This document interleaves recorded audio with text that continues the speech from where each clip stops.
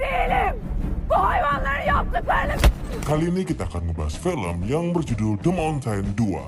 Film dengan nama lain Duck 2 ini menceritakan tentang sebuah pasukan khusus Turki dalam misi menyelamatkan warganya yang disandra sekelompok teroris ISIS.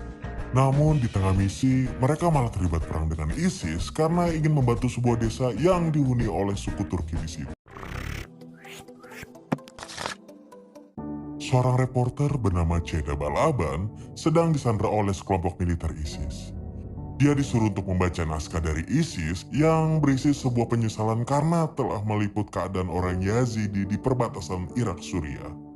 Anggota ISIS juga merekam hal itu.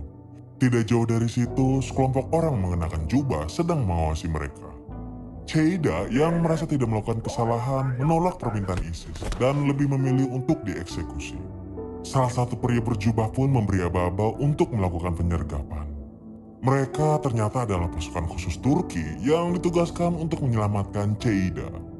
Serangan mendadak dilakukan para penembak jin, membuat anggota ISIS pun mudah untuk dilumpuhkan.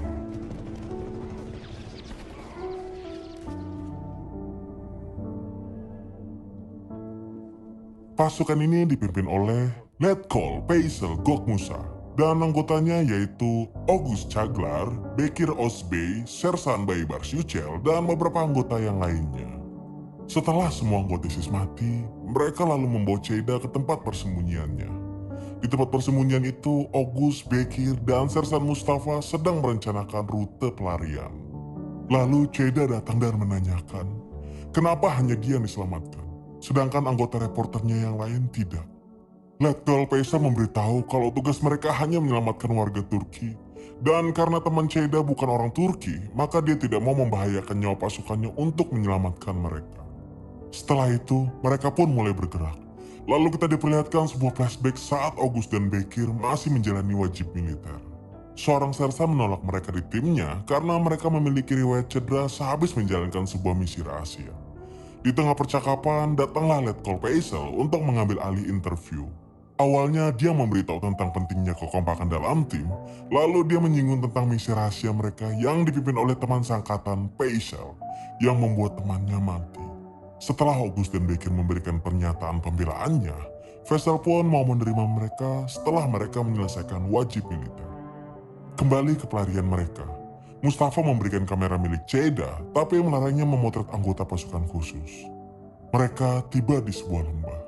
Di sana mereka menemukan sederet mayat warga, yaitu korban kekejaman ISIS. Ceda pun mengabadikan penemuan mayat warga Yazidi itu. Orang-orang Yazidi dibantai oleh ISIS karena mereka memiliki keyakinan yang berbeda. Tidak lama rombongan ISIS datang ke arah mereka. Kembali ke flashback, Veysel sedang mengumpulkan calon pasukan khususnya. Dia memberitahu bahwa sebagai pasukan khusus, tugas mereka adalah rahasia dan tujuannya untuk dilupakan. Mereka tidak akan mendapatkan ketenaran atau dikenang karena nama mereka tidak akan pernah diukir sebagai pahlawan. Lalu Veysel memberikan kalung milik rekan-rekan August dan Bekir yang telah tewas dalam misi rahasia sebelumnya. Kembali ke masa kini, anggota ISIS mulai mengepung mereka. Veysel memerintahkan tim artileri untuk mengobom ISIS.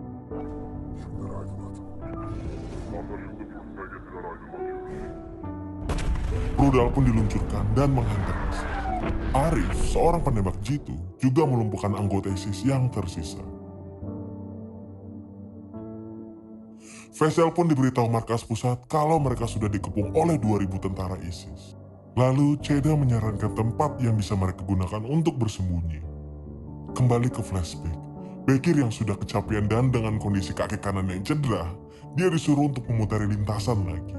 Dia pun diberikan batas waktu, dan jika dia gagal, dia dan August akan diturunkan pangkatnya sebagai tentara cadangan. Dengan sekuat tenaga, Bekir akhirnya berhasil melewati tantangan.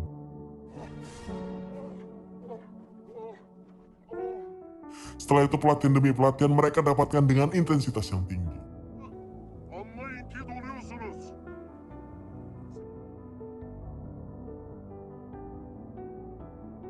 Bekir juga diberikan fasilitas terapi untuk menyembuhkan kakinya.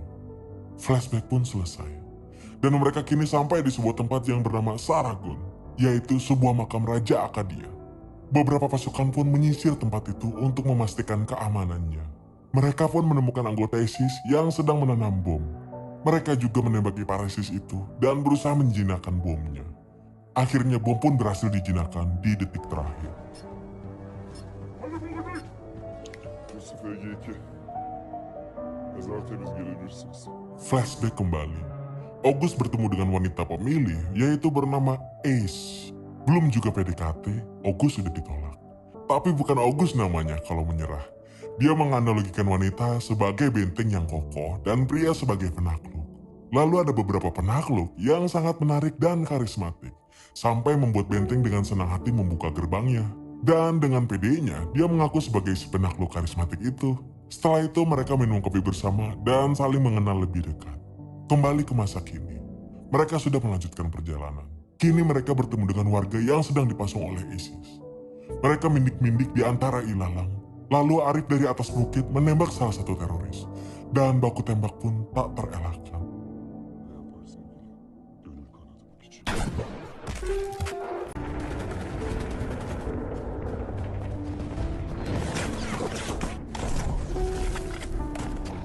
Mereka berhasil menghabisi tentara ISIS dan menyelamatkan para sandera. Setelah itu mereka melanjutkan perjalanan dengan membawa dua wanita yang disandera tadi. Kedua wanita itu bernama Nabat dan si gadis kecil Enegul. Enegul pun bertanya, apakah mereka orang Turk? Karena dia juga orang Turk, tapi dari Turkmenistan. August pun menjawab, iya, kita sama-sama orang Turk dan memberikannya wafer. Ceda memanfaatkan realita ini untuk kembali menyinggung tentara Turki. Dan kembali lagi ke flashback. Sebelum pelatihan selesai, Bekir ingin bertarung sekali lagi dengan August yang akan jadi atasannya.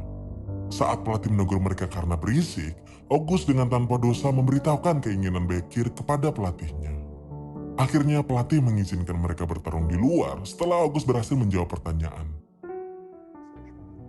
Nasıl? Onu da anlat. Ne kadar hile, avantajı var. Setelah itu mereka pun berkelahi seperti anak kecil. Söyleyasın bir şeyler. Boz depremi. Dur kalkma hemen. Yukarı bak. Lalu Bekir bilang kalau dia jatuh cinta pada seorang gadis dan ingin menikahinya. Kembali ke masa kini, mereka hampir sampai di tempat penjemputan. Mereka datang ke desa Cardak dan dengan waspada memeriksa keamanannya. Desa itu adalah desanya Enegul. Dia pun kembali kepada pelukan ibunya. Warga desa itu hanya berjumlah 25 orang dewasa dan 15 anak-anak. Lalu mereka pun beristirahat di rumah salah satu warga bernama Boran. Boran menceritakan kalau sebelum diserang ISIS, desa ini adalah desa yang tersubur di wilayah itu. Tidak lama, markas pusat menghubungi dan memberitahu kalau pasukan ISIS sudah mengalahkan tentara Irak dan Kurdi. Dan mereka sedang mengarah ke desa terakhir yaitu desa Cardak. Boran yang juga mendengarnya sudah pasrah akan nasibnya. Setelah keluar dari rumah, Ceda dan Faisal terlibat perdebatan sengit. Ceda meminta Faisal untuk membantu warga desa dari kezaliman ISIS. Tapi bagi Faisal, keberhasilan misi adalah prioritasnya. Ceda terus mendesak dengan memperlihatkan kondisi para warga desa. Bahkan dia akan mengancam tinggal di Cardak dengan warga yang lain. Flashback kembali. Bekir sedang menyelenggarakan pesta pernikahannya. Bekir mengajak August untuk ikut berpesta. Tapi suasana hatinya sedang galau karena dia baru putus dari setelah 2 tahun pacaran. Lalu Bekir sang sahabat sejati menghiburnya hingga August sang penakluk wanita kembali seperti semula. Di masa kini, Enegul yang masih polos bertanya keindahan Turki pada Ceyda. Tapi dia tidak sanggup membanggakan keindahan negaranya kepada seorang gadis yang desanya akan segera dihancurkan. Lalu Nabat yang menjawab, kalau di sana tanahnya tidak orang seperti di sini. Banyak bangunan tinggi dan tempat yang indah. Cuacanya ada yang dingin dan hangat. Nabat juga menjanjikan kalau mereka akan ke sana. Paginya, sebuah helikopter diterbangkan untuk menjemput mereka. Di sebuah bukit bukan hanya Ceda yang dibawa, tapi seluruh penduduk desa Cardak juga di situ. Dan para anak-anak diutamakan untuk dievakuasi. Faisal juga mengutamakan Ceda untuk duluan, karena dia adalah misi mereka. Faisal juga meminta Ceda untuk tidak menulis dan mempublikasikan tentang kejadian ini. Ceda pun menurut dan berjanji akan merahasiakan tentang pasukan khusus Faisal.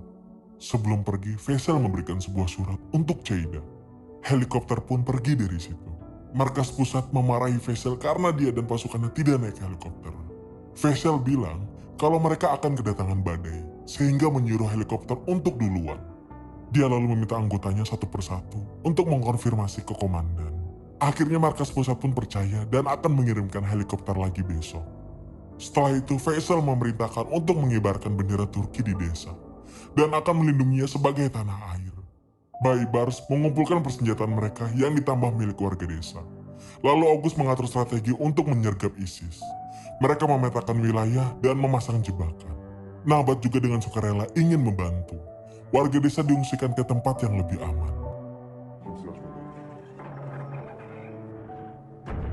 Setelah persiapan selesai, mereka saling berbagi cerita tentang kehidupan masing-masing sambil menunggu kedatangan pasukan ISIS.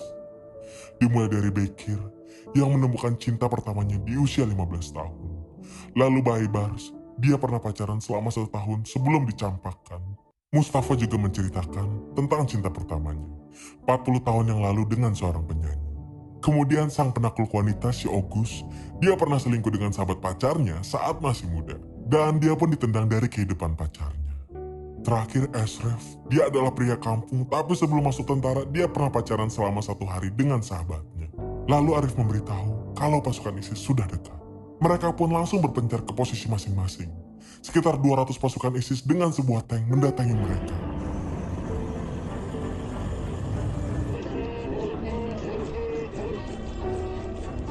Setelah pasukan ISIS berada tepat di jebakan, sebuah ledakan menghantam mereka dan pertempuran pun dimulai. Anggota ISIS yang selamat sudah menyebar di sepanjang desa. Tank mereka pun mulai menembaki desa. Lalu Nabat membawakan senjata pelontar rudal ke garis depan. Arif pun terus melumpuhkan musuhnya dari atas menara. Tiba-tiba tank ISIS menembak menara itu, dan August membalas menembak tanknya hingga hancur.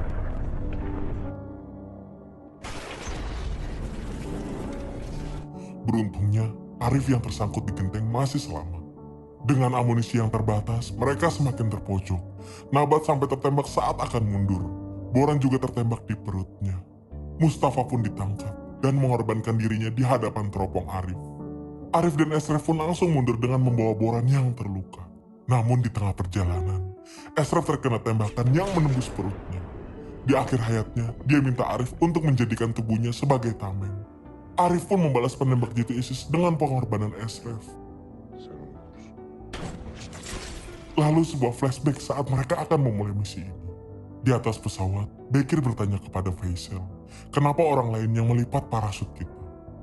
Faisal memberitahu agar mereka ingat bahwa tidak ada yang bertanggung jawab atas dirinya sendiri dan saling menjaga satu sama lain. Kembali ke pertempuran, mereka yang tersisa telah berada di pos pertahanan terakhir. Pasukan ISIS sudah mengepung mereka. Dengan amunisi yang sudah hampir habis, mereka sekuat tenaga untuk bertahan. Seorang anggota ISIS dengan bom di tubuhnya menghampiri mereka. Faisal mencoba menahannya, tapi tembakan dari ISIS yang lain menghujani tubuhnya.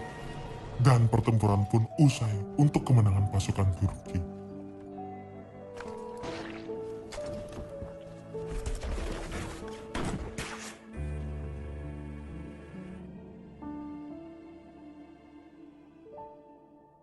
Helikopter penyelamat pun telah sampai di Turki.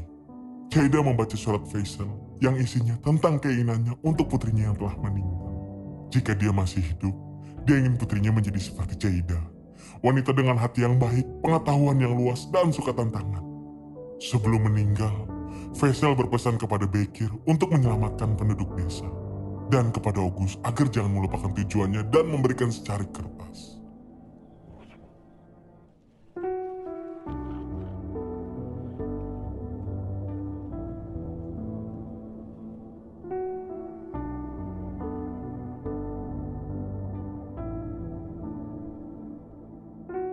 Flashback terakhir. Saat Faisal menyusun rencana penyelamatan Ceida, dia menulis sebuah pesan yang isinya, di luar misi, mereka juga punya kewajiban moral untuk semua orang Turki. Tanggung jawab membantu mereka dari para musuh. Helikopter penyelamat mulai datang.